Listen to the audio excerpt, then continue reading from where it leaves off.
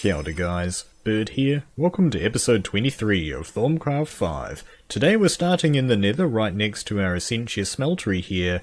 I decided to upgrade it here off camera because I forgot at the end of the last episode that we actually discovered these thingies right here. These are the Auxilary Slurry pumps, I believe they're called. Let's go ahead and just recap the recipe.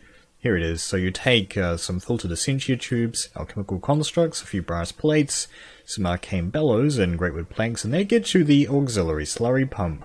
Now, I've been complaining in the last few episodes that the Essentia smelteries, they've been changed from TC4 where they would fill up one alembic, at a time, or, simultaneously. It only does one at a time. You have to add these slurry pumps if you want several things to work at the same time, and this is actually filling up almost completely of Essentia, yeah.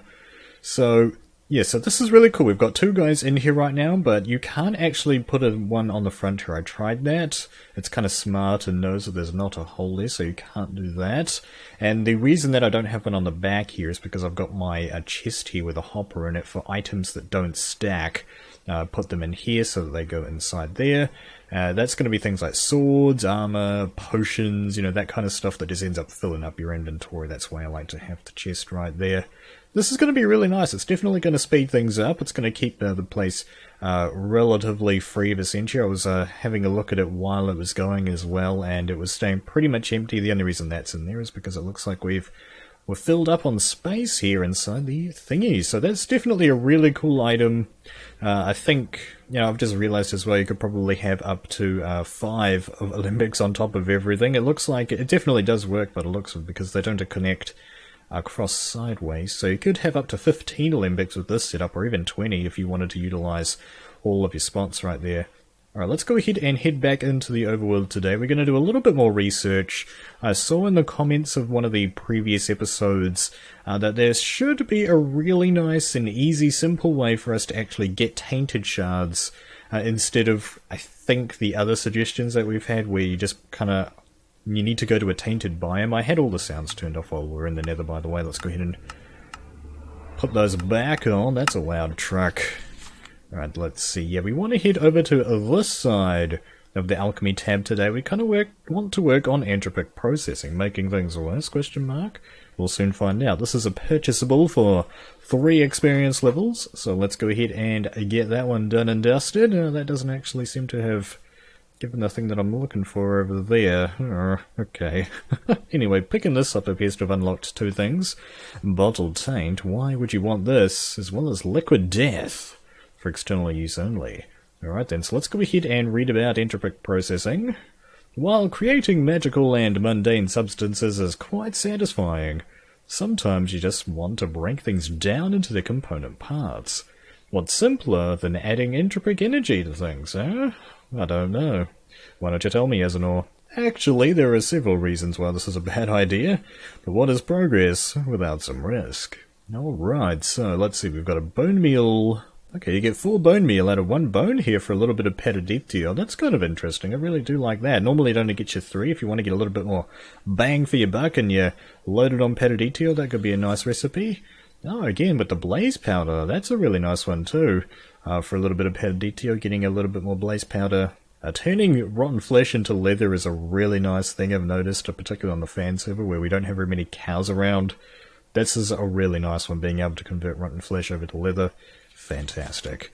Oh, there we go, turning wool back into string, that's kind of a cool one. And then we've got mycelium. Ooh, if you want to make, like a mushroom biome around, that could be really fun. We probably won't do that just because we've kind of already got a theme for our build. Yeah, that's pretty cool.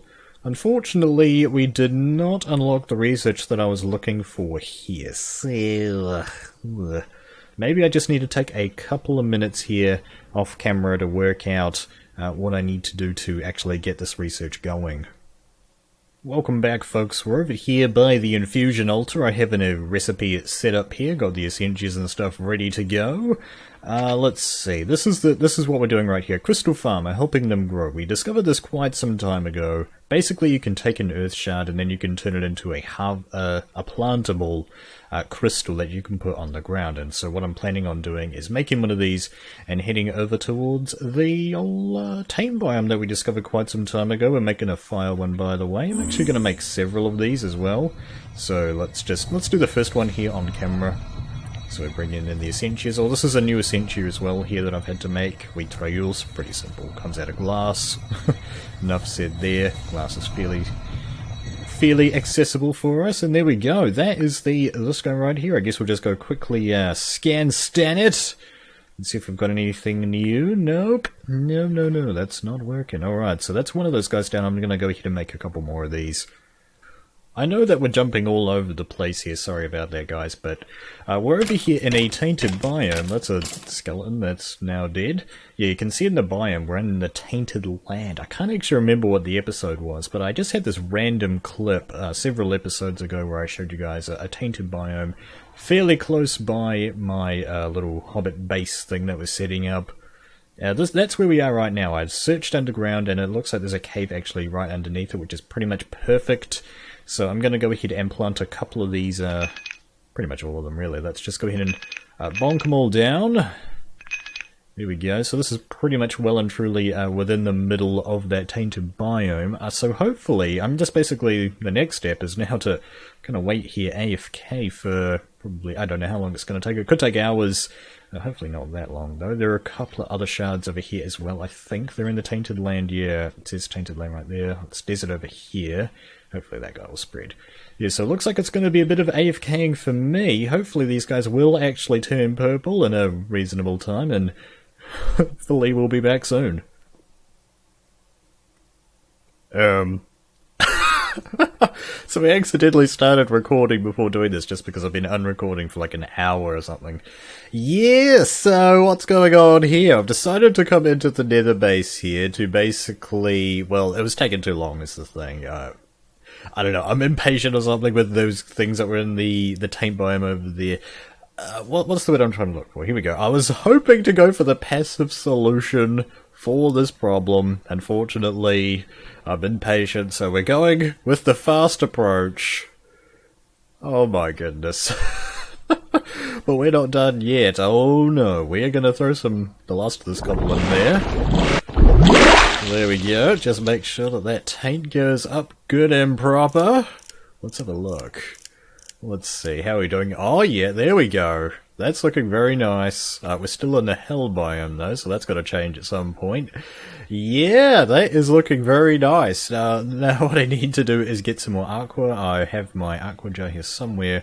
Yeah, I want to make a couple more of those crystal-y things. I want to make aqua ones this time, just put them in here somewhere, and hopefully they will turn into Tainted Shards a little bit quicker than what they would have in that tainted biome. I don't know if the tainted biome thing works. It might. If you want to take the passive approach, that might work. But yeah, this is doing pretty well here. What are the other chunks looking like right now? They're pretty high, but, you know, not as high as our golden boy over there. Oh man, you can see the smoke coming through that little nether fortress here. Wow. Sorry, Azanor. Alright, so I'm going to take another break here just to see if we can get some tainted shards out of this, and we'll be right back. Well, what are we at now? Like 5 minutes, just 5 minutes of AFKing here. And it looks like all 4 of these guys have turned into Taint Shards. So that's pretty awesome. Let's actually just quickly check these guys, and sure enough, they are scannable. So let's go ahead and pick something up. You have discovered something that could aid future research. I'm not sure if I want to pick all of these guys up. I don't really think I should. Maybe I could like keep one of them to sort of be the battery. By the way, you can tell the reason that I put them right in these particular spots is because these are spots that have become tainted land as a result of our yeah, we won't talk about that.